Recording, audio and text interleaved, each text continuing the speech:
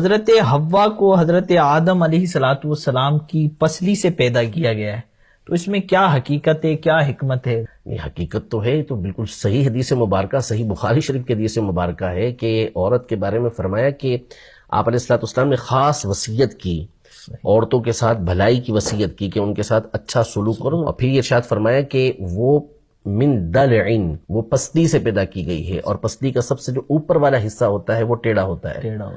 اور اوپر والے جو سب سے ٹیڑھا حصہ وہ اوپر والا حصہ ہوتا ہے، تو اس کا مطلب ہے کہ اوپر والے حصے سے پسلی کے وہ پیدا کی گئی ہے۔ تو یہ تو صحیح حدیث مبارکہ موجود ہے کہ جس میں اس بات کا تذکرہ ہے کہ آپ رضی اللہ تعالی عنہا حضرت آدم علیہ السلام کی پسلی سے